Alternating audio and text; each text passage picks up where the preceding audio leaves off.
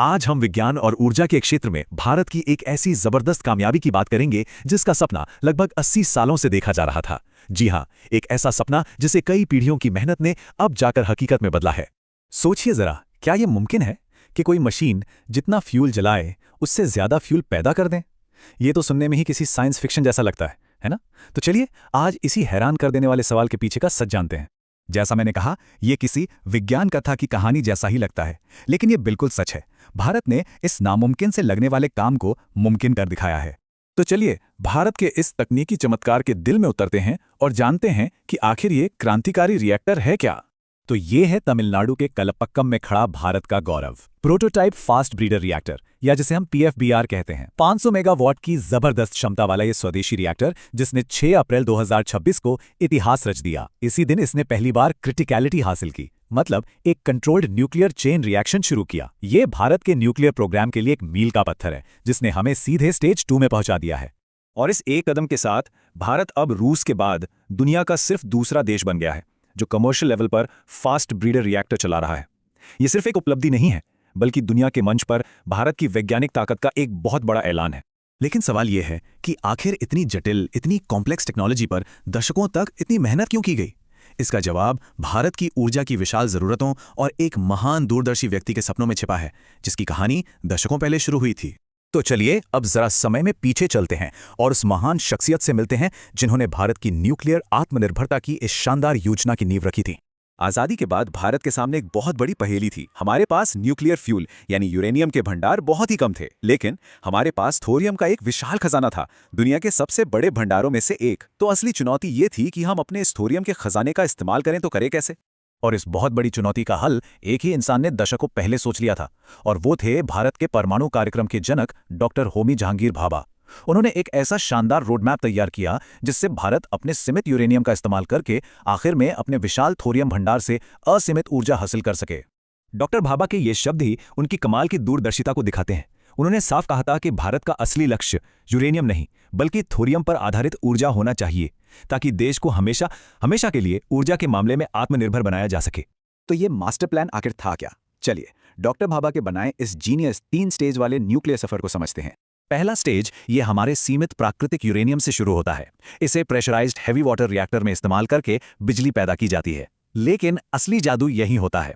इस प्रोसेस में इस्तेमाल हुए ईंधन से प्लूटोनियम नाम का एक नया बहुत शक्तिशाली एलिमेंट बनता है, और यही हमारे दूसरे स्टेज का ईंधन होगा। और अब आता है सबसे जरूरी दूसरा स्टेज। यहां पहले स्टेज से मिले प्लूटोनियम को फास्ट ब्रीडर रिएक्टर में डाला जाता है।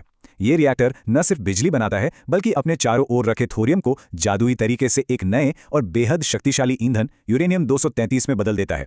और इसी कमाल की प्रक्रिया को ब्रीडिंग कहते हैं। और आखिर में हम पहुंचते हैं तीसरे और अंतिम स्टेज पर। इस स्टेज में दूसरे स्टेज में बनाए गए यूरेनियम 233 और भारत के विशाल थोरियम भंडार का इस्तेमाल करके सदियों तक चलने वाली, लगभग कभी ना खत्म होने वाली और साफ सुथरी ऊर्जा पैदा की जा सकती है। यही है भारत की सच्ची ऊर्जा आत्मनिर्भरता की चाबी।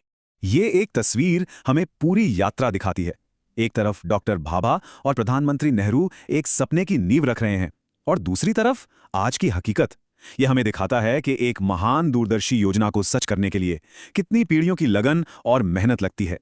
तो चलिए अब वापस आज में आते हैं और समझते हैं कि कलपक्कम के इस रिएक्टर का शुरू होना भारत के भविष्य के लिए असल में क्या मायने रखता है। तो आखिर ये फास्ट ब्रीडर रिएक्टर है क्या? इसे आप एक ऐसी जादुई भट्टी समझ सकते हैं जो बिजली बनाने के साथ साथ जितना परमाणु ईंधन जलाती है उससे कई ज्यादा नया ईंधन खुद बना देती है। ये थोरियम जैसे पदार्थ को, जो सीधे ईंधन नहीं बन सकता, उसे एक शक्तिशाली परमाणु ईंधन में बदल देती है। कलपक्कम में इस एक रिएक्टर की सफलता इतनी बड़ी बात इसलिए है क्योंकि ये डॉक्टर भाभा के 80 साल पुराने 3 स्टेज वाले सपने की सबसे अहम और सबसे मुश्किल कड़ी थी।